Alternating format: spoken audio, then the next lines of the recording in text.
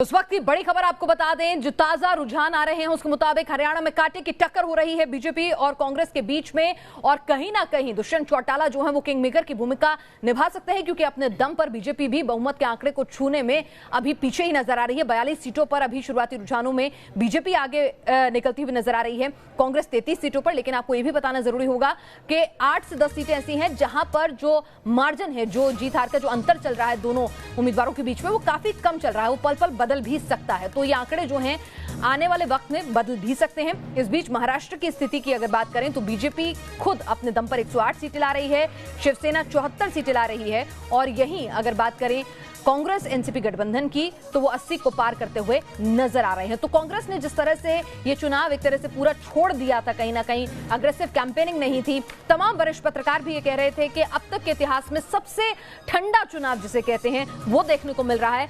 दल बदले जा रहे थे, बड़े बड़े नेता बीजेपी में शामिल हो रहे थे, लेकिन उसके बावजूद भी अगर यहां कांग्रेस जो है जीत भले ही नहीं रही हो लेकिन एक कमबैक कर रही है, अपनी सीटों में इजाफा कर रही है, तो उसकी इंटरप्रिटेशन राहुल देव जी किस तरह से अगर मैं आपसे कहूं की जाए?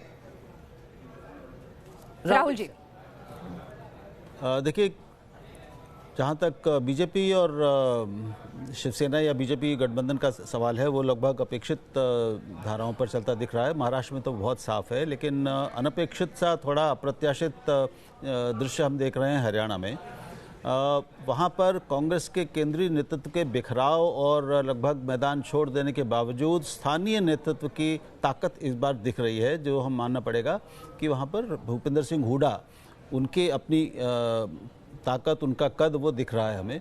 ये भी दिखता है, इसका एक साफ परिणाम ये भी है कि वहाँ पर स्थानीय नेतृत्व यानी जो राज्य का नेतृत्व था बीजेपी का, मनोहर लाल खट्टर का, वो कहीं कमज़ोर हुआ है, जो हमें महाराष्ट्र में नहीं दिख रहा। महाराष्ट्र में लगातार ये चर्चा भी हो रही थी, बातें भी आ रही थी कि देवेंद्र फडणवीस ने अपनी पकड़, अपनी लोकप्रियता और अपना कद बढ़ाया है लगातार, और उनका जो चुनाव प्रबंधन था, सरकार का प्रबंधन भी और चुनाव प्रबंधन भी, वो काफ़ी कामगार साबित हुआ है।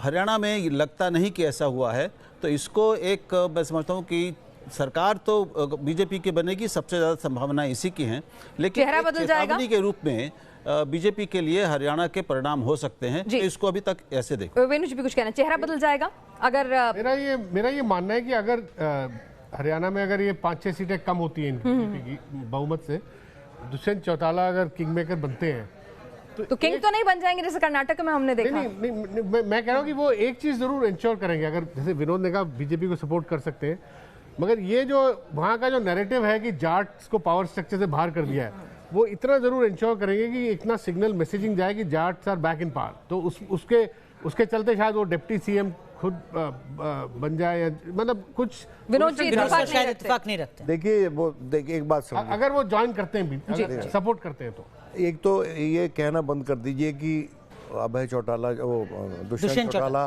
किंग मेकर होंगे। बीजेपी के चलते वो किंग हो सकते हैं, वो डिप्टी किंग हो सकते हैं। उनको भी बीजेपी की उतनी ज़रूरत है जितनी कि बीजेपी को उनकी ज़रूरत है।